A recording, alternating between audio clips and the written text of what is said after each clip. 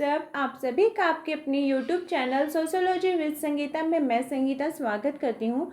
जैसा कि आप लोग हेडिंग से ही देख लिए हैं कि हम लोग क्या कर रहे हैं कि 2000 क्वेश्चंस के सीरीज़ को कवर कर रहे हैं और ये हमें नेट के एग्ज़ाम के लिए हमें बहुत ही ज़्यादा हेल्पफुल रहेंगे। साथ ही साथ ये पीजीटी के एग्ज़ाम के लिए भी हेल्पफुल रहेंगे, क्योंकि दोनों से ही रिलेटेड, उनके सिलेबस से रिलेटेड क्वेश्चंस को मैं आपके पास लेकर आई हूँ पूरे डिटेल्स एक्सप्लेनेशन में। और ये अदर स्टेट में क्वेश्चंस पूछे गए हैं। तो चलिए क्लास को लेट ना करते हुए हम लोग स्टार्ट करते हैं। और मेरी ये कोशिश है कि मैं आप तक ऐसे क्वेश्चंस को लेकर आ सकूं जो कि आप लोगों के आपके आने वाले एग्ज़ाम के लिए बहुत ही ज़्यादा आपको ये कामगर साबित हो। तो आज का जो हमारा सीरीज़ है, अगर आपको हेल्पफुल लगे तो प्लीज़ इसे लाइक करें, अपने दोस्तों के भी शेयर करें तथा मेरे चैनल पर नए हो तो प्लीज़ सब्सक्राइब करें। अगर आपकी कोई भी क्वेरीज है तो प्लीज़ मुझे कमेंट बॉक्स में बताएं, क्योंकि आपके लाइक्स और आपके कमेंट्स मुझे मोटिवेशनल का काम करते हैं ताकि मैं आप तक और बेहतर क्लास को और बेहतर ढंग से लेकर आ सकूं। तो हमारा जो पहला क्वेश्चन है, यानी क्वेश्चन नंबर 76 जो पूछा जा रहा है, वो ये पूछा जा रहा है कि जीवन जगत व्याख्यात्मक प्रतिमानों का सांस्कृतिक रूप से संप्रेषित और भाषाई रूप से संगठित संग्रह है। यह विचार दिया गया है। देखिए, जीवन जगत, हम लोग जिस जीवन में रह रहे हैं, कहाँ रहते हैं? संसार के अंतर्गत रहते हैं। और हर मनुष्य जो भी इस संसार के अंतर्गत रहता है उसकी अपनी संस्कृति है और उस संस्कृति के अपने अलग अलग प्रतिमान हैं। प्रतिमान का तात्पर्य हो गया कि अगर जैसे आप तुलसी का पेड़ को पूजा करते हैं तो ये हमारी आस्था उसके साथ जुड़ी हुई है। तो इस प्रकार से जो प्रतीक चिन्ह हो गए और जिनको कि हम लोग क्या करें, भाषाई रूप दिए हैं, तो ये जो विचार है ये किनके द्वारा दिया गया है? आपके ऑप्शन है जर्गन हेबरमास, अल्फ्रेड, आपके जो आर डी लिंटन है, टी न्यूकॉम या मिकाइबर। तो इस क्वेश्चन का राइट आंसर हो जाएगा जर्गन हेबरमास ने इस कथन को दिया था। हमारा क्वेश्चन नंबर 77 पूछा जा रहा है, the structural study of myth, ये पुस्तक किनके द्वारा लिखी गई है? सी Levi's straws, max weber, Auguste Comte या Kingsley Davis. The structure study of myth, ये जो पुस्तक है यह सी लेविस स्ट्रॉस यानी क्लाउड लेविस स्ट्रॉस जी के द्वारा दी गई है। हमारा क्वेश्चन नंबर 78 पूछा जा रहा है कि संस्थाओं की सामान्य और विकृत प्रकार प्रणाली के बीच किसने अंतर बताया है? इमाइल दुर्खैम जी ने, स्पेंसर जी ने, मिकाइवर जी ने या मर्टन जी ने। तो इस क्वेश्चन का जो राइट आंसर है वो हो जाएगा इमाइल दुर्खैम जी ने संस्थाओं और सामान्य और विकृत प्रकार जो प्रकार प्रणाली है उनके बीच अंतर बताया है। क्वेश्चन नंबर 79 पूछा जा रहा है कि आंद्रे बेटे ने कास्ट, क्लास एंड पावर के अध्ययन हेतु कहाँ क्षेत्रीय कार्य किया था? रामपुरा में, श्रीपुरम में, किशनगढ़ी में या खालापुर में। तो जो आंद्रे बेटे जी है वो उनका जो अध्ययन था कास्ट, क्लास एंड पावर, वो कहाँ पे किए थे? वे श्रीपुरम में किए थे। और एम.एन. श्रीनिवास जी जो थे वो रामपुरा में उन्होंने अध्ययन किए थे। किशनगढ़ी में किनके द्वारा अध्ययन किया गया था? तो मैक्सिम मैरियट जी के द्वारा। और आपका खालापुर जो है, इसके बारे में आप मुझे कमेंट में बताइए कि खालापुर का अध्ययन किनके द्वारा दिया गया है, कहाँ कौन से जो समाजशास्त्री हैं उन्होंने अध्ययन किया है।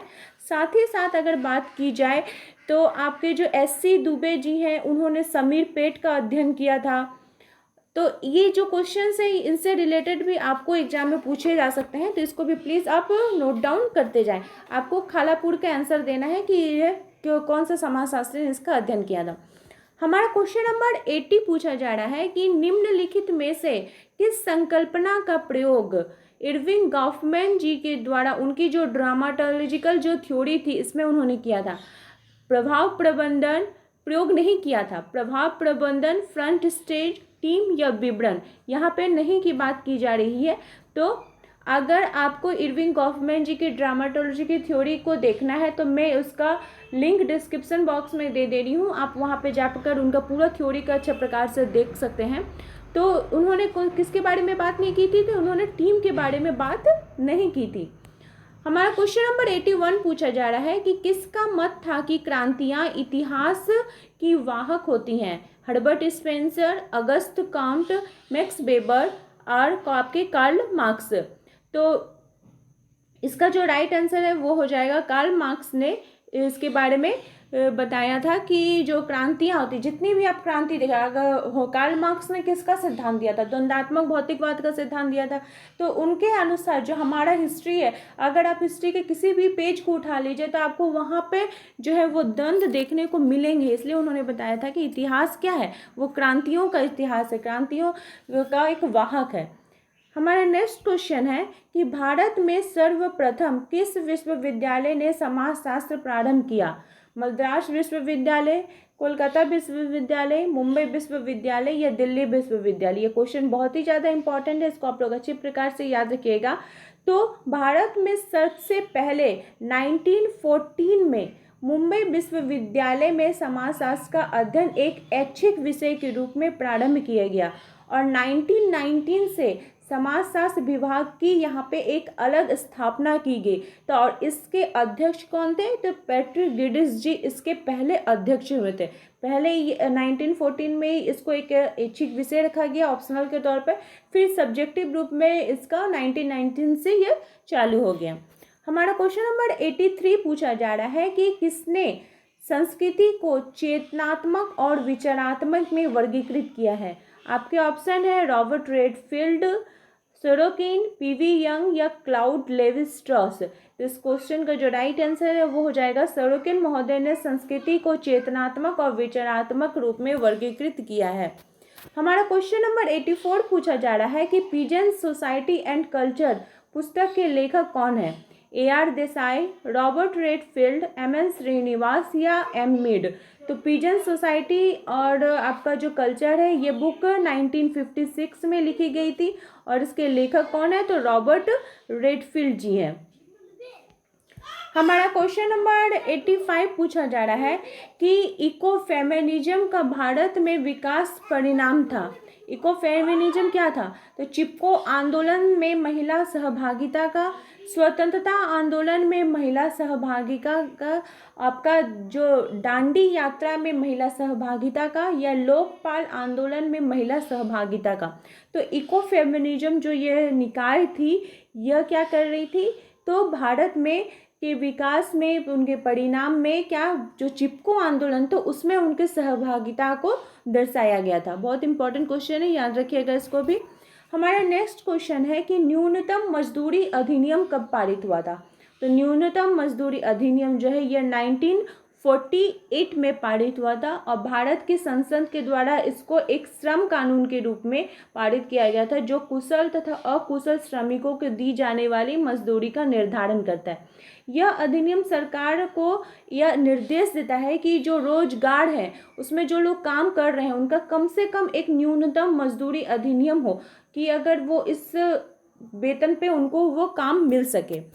हमारा नेक्स्ट क्वेश्चन है कि किस अध्ययन में संरचनात्मक प्रकार्यात्मक उपागम का प्रयोग किया गया है? भारतीय राष्ट्रवाद की सामाजिक पृष्ठभूमि, religion and society among the कुक्स of south India, pigeon movements in India या डाइवर्सिटीज? तो MN श्रीनिवास जी ने अपनी जो पुस्तक थी religion and society among the कुक्स of south India में इसका अध्ययन किया और अध्ययन के फलस्वरूप उन्होंने संरचनात्मक प्रकार्यात्मक उपागम का वे प्रयोग करते हैं। हमारा नेक्स्ट क्वेश्चन है कि भारतीय संविधान में जो 73वां संशोधन हुआ था तो वो किन वर्गों को आरक्षण देने के लिए किया गया था? अनुसूचित जाति के लिए, अनुसूचित जनजाति के लिए, महिलाओं के लिए या दोनों या इनमें से कोई नहीं? तो याद रखिएगा कि जो हमारा 73वां संशोधन है इसमें इन दोनों के लिए यानी अनुसूचित जाति, अनुसूचित जनजाति और जो महिलाएं हैं उनको आरक्षण देने के लिए ये 73वां संविधान संशोधन किया गया था। हमारा नेक्स्ट क्वेश्चन है कि जननी सुरक्षा योजना किस वर्ष लागू हुई? तो जननी सुरक्षा योजना जो है ये 2005 से लागू हुई और भारत सरकार के स्वास्थ्य और परिवार कल्याण जो मंत्रालय द्वारा इसको लागू किया गया और इसके अंतर्गत जो गरीबी रेखा से नीचे जो जीवन यापन करने वाली महिलाएं हैं उनको अगर सही ढंग से उनका जैसे प्रसूति हो, डिलीवरी हो, इसके लिए उन्हें 1000 रुपये की आर्थिक सहायता प्रदान करने की बात की गई थी उनकी सुरक्षा के लिए, जननी की सुरक्षा के लिए। हमारा आज का लास्ट क्वेश्चन है कि राष्ट्रीय हरित प्राधिकरण अधिनियम कब पारित हुआ था? तो राष्ट्रीय हरित जो प्राधिकरण है ये 2010 में पारित हुआ था और इसकी स्थापना 18 अक्टूबर 2010 को राष्ट्रीय हरित प्राधिकरण अधिनियम के अंतर्गत किया गया था। और एनजीटी की जो स्थापना है यह भारत का एक विशेष पर्यावरण न्यायाधिकरण था, यानी ये स्पेशलाइज्ड इन्वायरमेंटल ट्रिब्यूनल था। इसकी स्थापना की गई थी और ये दुनिया का तीसरा और पहला विकासशील देश बन गया था भारत इसको स्थापना करने के बाद। और इससे पहले केवल ऑस्ट्रेलिया न्यूजीलैंड में ही इस निकाय की स्थापना की गई है। तो आई होप आपको आज की सीरीज़ आज की क्लास हेल्पफुल रही होगी। मेरे चैनल के साथ बने रहने के लिए आप सभी का धन्यवाद।